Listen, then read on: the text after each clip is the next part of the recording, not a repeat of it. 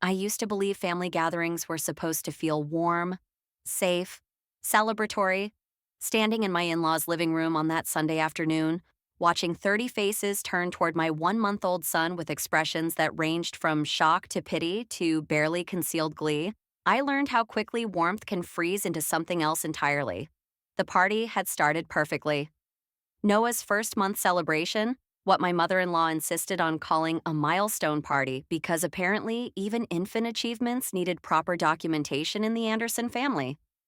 She decorated the house with blue and white balloons, ordered a cake with Noah's name spelled out in careful cursive, and invited everyone.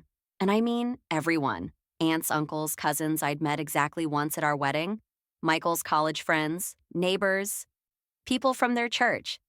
I'd spent the morning getting ready, willing my postpartum body into a dress that almost fit, applying makeup to hide the exhaustion that came with night feedings every 2 hours. Noah had cooperated beautifully, sleeping in his carrier while I got dressed, waking just in time to be fed and changed before we left. Michael had been nervous. I could tell by the way he kept adjusting his collar in the car, checking his watch even though we weren't running late. "You okay?" I'd asked. "Just want everything to go well," he'd said. "You know how my family can be." I did know.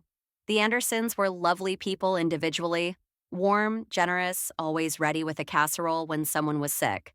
But put them in a group, add some wine and the pressure of maintaining appearances, and things could get complicated. There was an unspoken hierarchy, invisible rules I was still learning to navigate even after 3 years of marriage. "It'll be fine," I'd told him. "It's just a party." Famous last words. The first hour had actually been nice. People cooed over Noah, commented on his dark hair, Michael's hair, everyone agreed, and his blue eyes that might turn brown or might not, too early to tell. My mother-in-law held him with practiced ease, pointing out his tiny features to anyone who would listen. "Look at these perfect little fingers, and such a good baby, barely fussy at all." I'd smiled, accepted congratulations, made small talk about sleep schedules and feeding routines. Michael stayed close, his hand finding the small of my back whenever someone new approached, a silent gesture of support that made me love him even more. Then Lily arrived. Michael's younger sister had a talent for making an entrance. She swept in 45 minutes late, wearing a leather jacket over a sundress, her hair in effortless waves that probably took an hour to create. She hugged her parents, waved at the crowd, and made a beeline for me. "Claire, let me see my nephew." She didn't wait for permission, just scooped Noah out of my arms with the confidence of someone who'd never considered she might not be welcome to do so. I tensed. He'd just fallen asleep, but forced myself to relax. Lily meant well, usually. "Oh my God, he's so tiny," she cooed, loud enough for half the room to hear. "Look at this little face. Hey there, Noah, I'm your cool aunt who's gonna teach you all the things your parents won't." Laughter rippled through the group. I smiled politely. Lily walked in a slow circle, showing Noah off like a trophy. People gathered around, offering their own observations. "He looks like Michael. He has Claire's nose. Such a peaceful baby." I started to relax. Maybe this would be fine after all. Then Lily shifted Noah in her arms, adjusting his onesie, and her expression changed. Just slightly. A flicker of something. Surprise? Amusement? She tilted her head, studying my son's face with sudden intensity. "Hey, Claire." Her voice carried that particular tone she used when she thought she was being clever. When she was about to say something she considered funny but probably wasn't. My stomach tightened. "This is going to sound crazy," Lily continued, still loud enough for everyone to hear. "But Noah has this adorable little birthmark on his bottom, this red mark, kind of shaped like a heart." The room's energy shifted. Conversations paused, heads turned. And the weirdest thing... Lily looked up, scanning the crowd until she found who she was looking for. "Kevin, come here for a second." Kevin Brooks, Michael's best friend since middle school, the best man at our wedding, currently making his way through the crowd with a beer in hand and a confused smile on his face. "What's up?" Lily turned Noah slightly, addressing both Kevin and the entire room. "Doesn't this birthmark look familiar to you?" Kevin leaned in, squinting at my son, at my 1-month-old baby boy who was now being scrutinized by dozens of eyes. I mean, birthmarks are birthmarks, Kevin said with a shrug. No, seriously. Lily's voice rose with excitement. The kind of excitement people get when they think they've stumbled onto something juicy. Remember that time at the lake, like 5 years ago? When you were swimming and everyone saw that birthmark on your butt? The red one shaped like a heart? The room went completely silent. Every conversation died mid-sentence. Every laugh cut off. Even the music seemed quieter, though I knew that was impossible. This looks exactly like that birthmark, Lily said, her voice bright with what she clearly thought was playful observation. Isn't that funny? And honestly, Kevin, now that I'm really looking at Noah's face, she held my son up higher, angling him toward Kevin like a painting she was comparing to the original. He kind of looks like you. Same nose shape, same eyebrows. Don't you guys see it? Kevin laughed. Actually laughed. A loud, surprised bark of amusement that made my blood turn to ice. I mean, all babies look kind of the same, don't they? But he was leaning in, looking closer, and there was something in his expression. A flash of male pride, maybe, at being compared to any child, even as a joke. I heard the whispers start immediately. Soft murmurs that grew louder as people turned to their neighbors, eyes wide with scandal. Did she just... Oh my God. That's Michael's best friend. Poor Michael. I looked at my husband. Michael had gone pale, his jaw clenched so tight I could see the muscle jumping. His hands were fists at his sides. He was staring at Lily with an expression I'd never seen before. Pure, helpless rage mixed with humiliation. But he didn't move, didn't speak. Because his parents were watching, because 30 people were watching, because the Anderson family didn't make scenes, didn't air dirty laundry, didn't react even when someone lobbed a grenade into the middle of a baby's celebration. His mother touched his arm, a warning.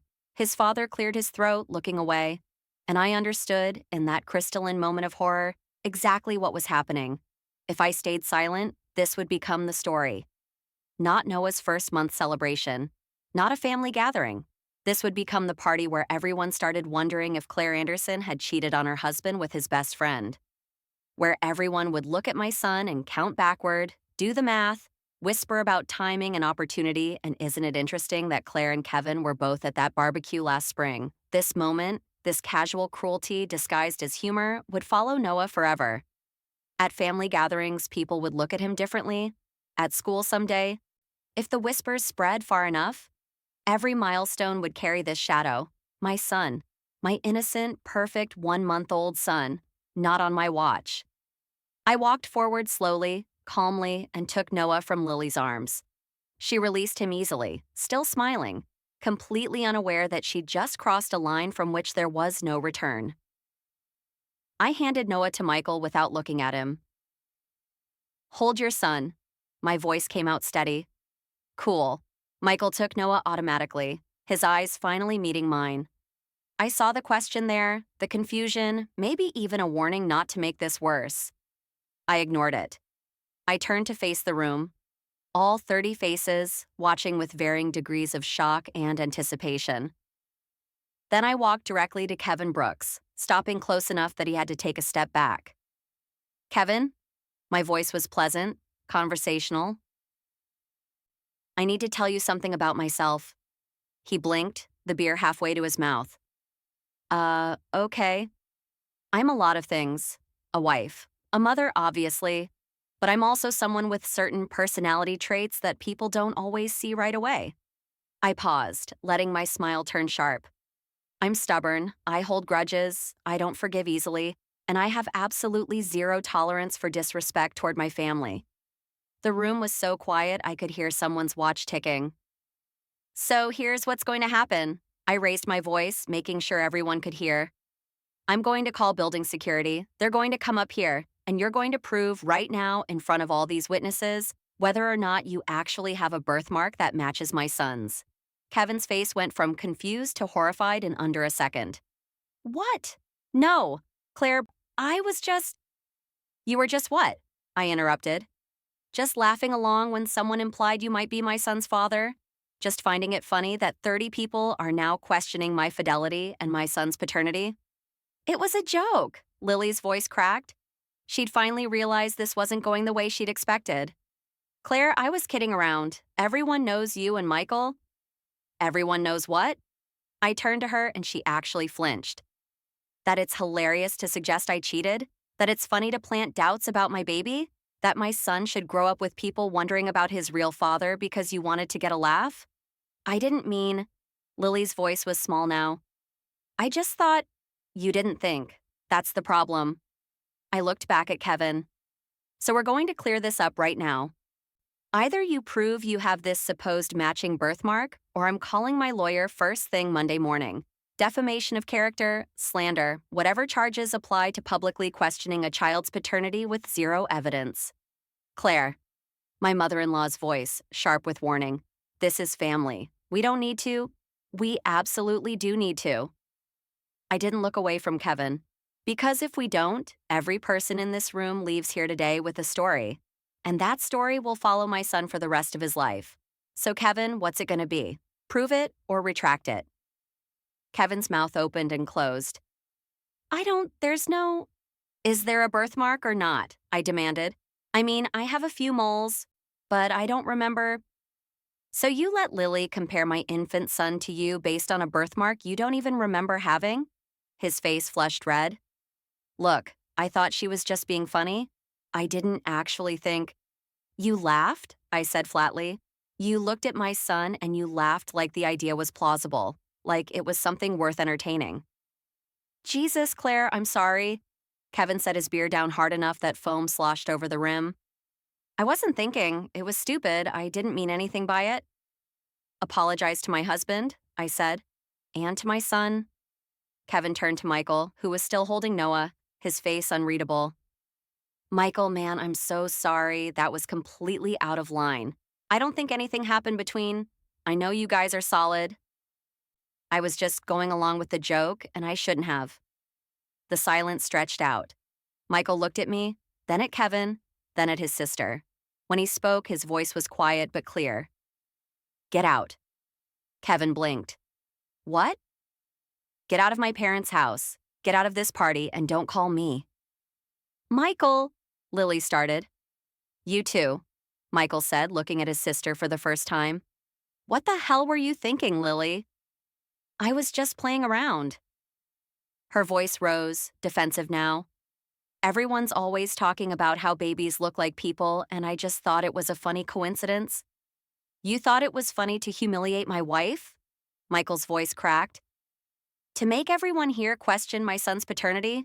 To turn what should have been a celebration into a spectacle? I didn't think it would. That's right. You didn't think. He shifted Noah in his arms, protective. You owe Claire an apology, a real one. Lily's eyes filled with tears. She looked around the room, perhaps hoping for support, but found only uncomfortable faces turning away. Claire, I'm sorry. I really am. I have a big mouth and I don't always think before I speak, and I never meant to hurt you or Noah or... You didn't hurt me, I said quietly. You tried to hurt my son, and that's something I won't forget. My mother-in-law stepped forward. Claire, sweetie, I think we all just need to take a breath and... No. I turned to face her directly. With all due respect, we don't need to take a breath. We need to be absolutely clear about what happened here. Your daughter made an accusation. She questioned my fidelity. She implied that my son might not be my husband's child.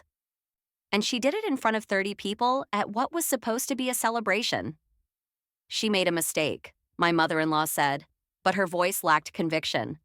A mistake is adding salt instead of sugar. This was a choice to go for a cheap laugh at my family's expense.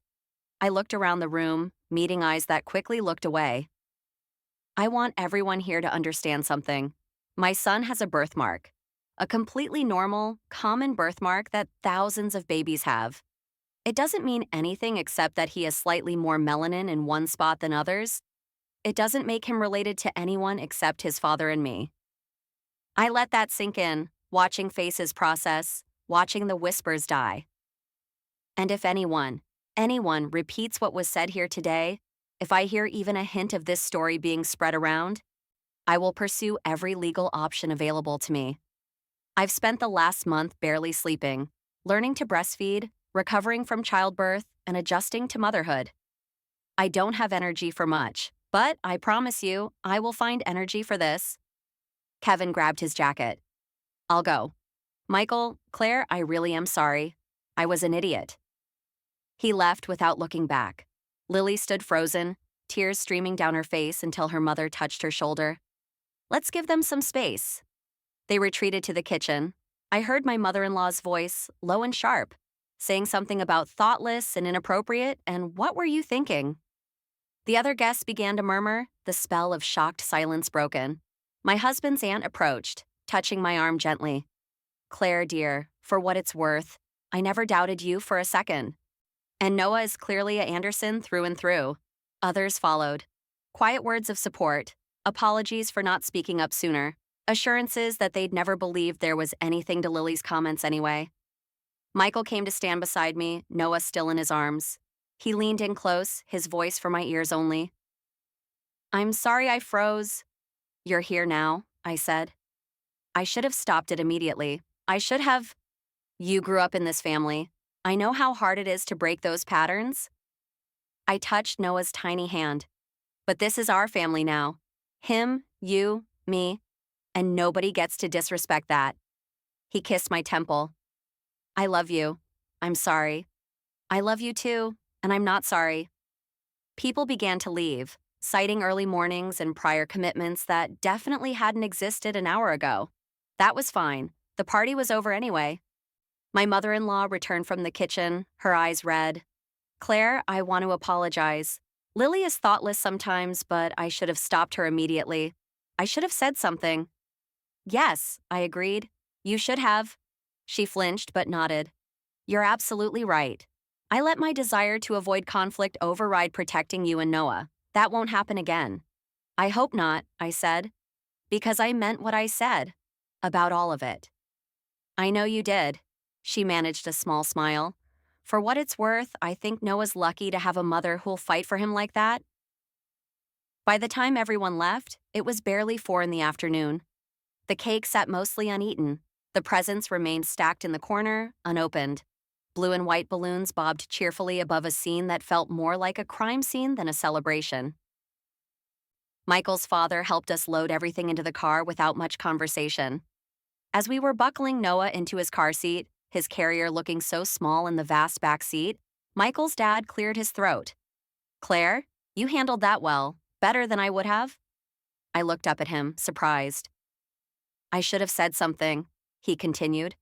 My daughter was out of line, and Kevin should have known better. But I was worried about making a scene, about what people would think. He shook his head. You weren't worried about any of that. You just protected your son. That's what parents do. Thank you, I said quietly. He patted Michael's shoulder. You picked a good one, son. Strong spine on this girl. In the car, driving home through the late afternoon sun, Michael reached over and took my hand. Are you okay? He asked. I thought about it. Really thought about it.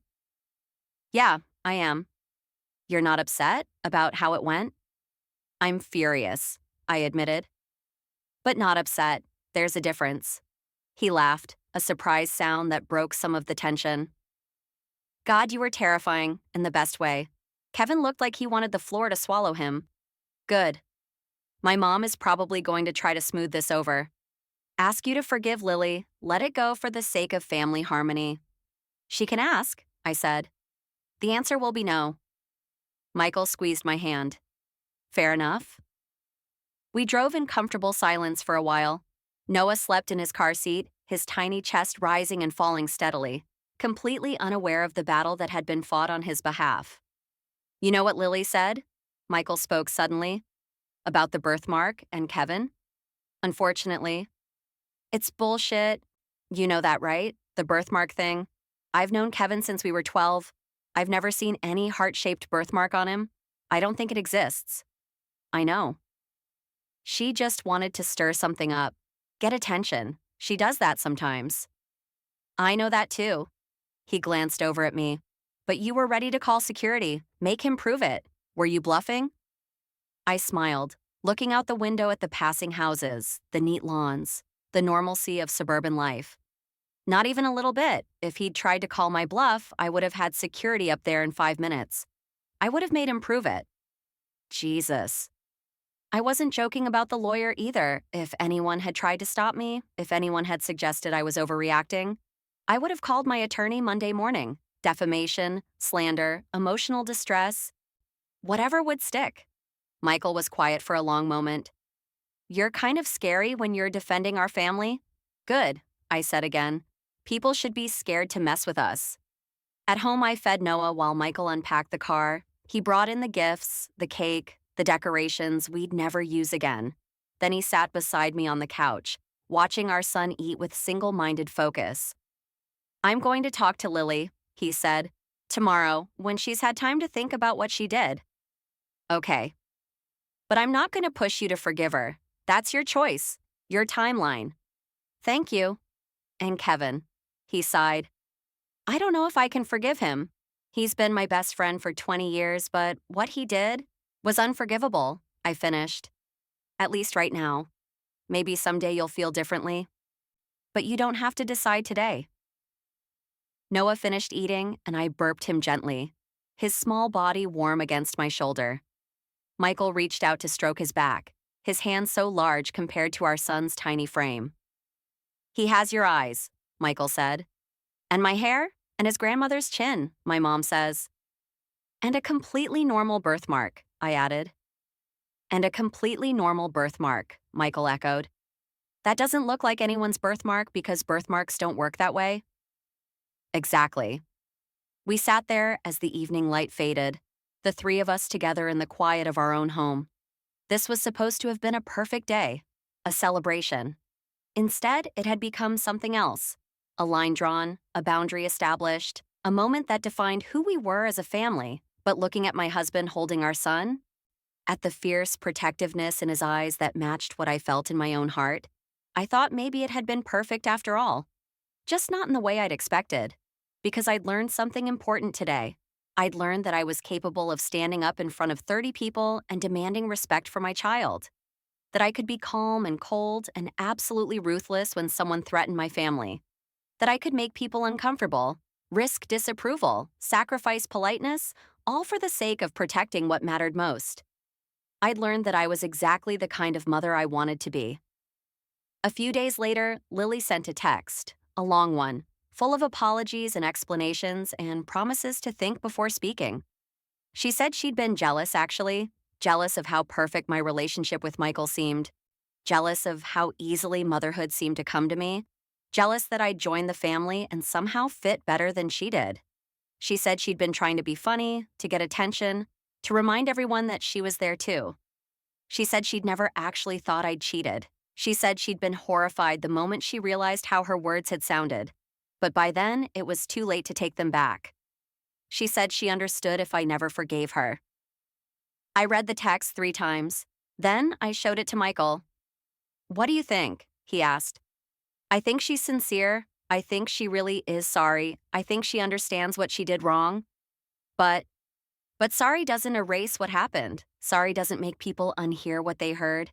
Sorry doesn't protect Noah from the whispers that might still happen. So what are you going to do? I looked at our son, asleep in his bassinet, his little fist curled near his face. That birthmark, the one that had caused so much trouble, was just one of a dozen things that made him uniquely Noah. It didn't define him. It didn't determine his parentage. It was just a spot where his body had decided to put a little extra pigment. I'm going to tell her that I appreciate the apology, that I believe she's sorry, but that it's going to take time before I'm comfortable with her around Noah, that she broke something that needs to heal before we can move forward.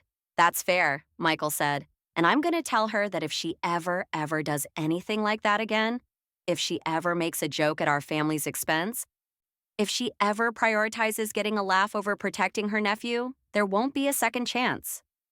Also fair, I typed out the response, careful and clear, then hit send. Michael came to stand behind me, his arms wrapping around my waist, his chin resting on my shoulder. You're amazing, you know that? I'm just a mom protecting her kid. That's what makes you amazing. Noah stirred, making the small grunting sounds that meant he'd be awake and hungry soon.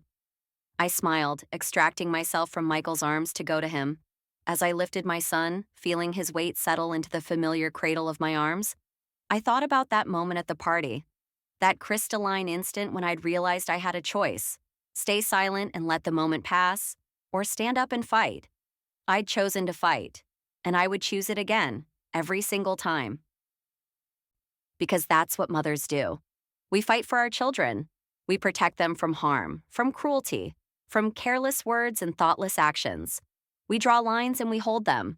We make people uncomfortable if that's what it takes to keep our babies safe.